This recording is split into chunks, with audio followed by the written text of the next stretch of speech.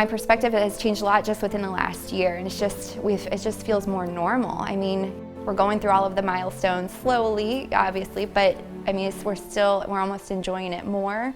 Well, you know, maybe part of the reason why I haven't thought so much about like his future too much is because I do see all of the things that the Pujols Family Foundation puts on in those events, and it kind of helps us realize and see that Easton's going to grow up and just be like any other kid. When I grew up with, I didn't really know that many kids with Down syndrome, but the ones that I did know, they were kind of pushed off into another area, and you start to go to these really terrible places in your head that this is going to be awful, my poor child.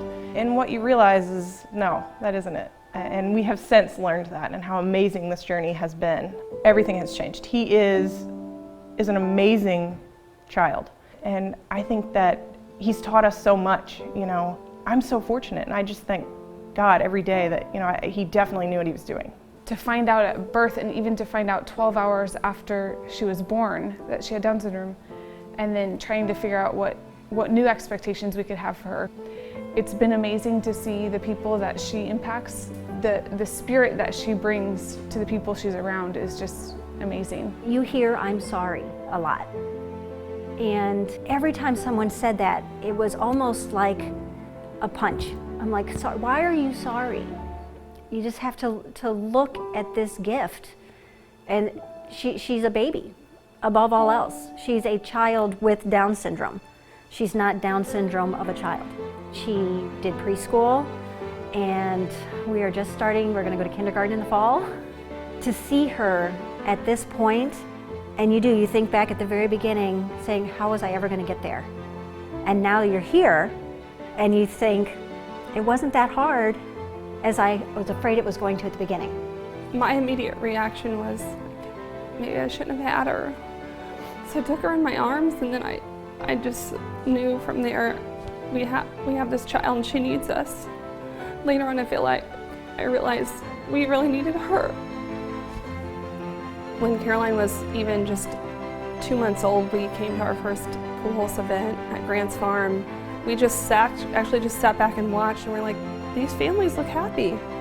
These families are normal. And that event right there was kind of a monumental step in acceptance, I guess. It took me about a week to decide that I loved her, which that is something that's really hard for me to admit, because that's not the way it's supposed to be. She was a gift to me and my husband and my son, to be able to show us that God is good, and He will provide, and He will give you exactly what you need.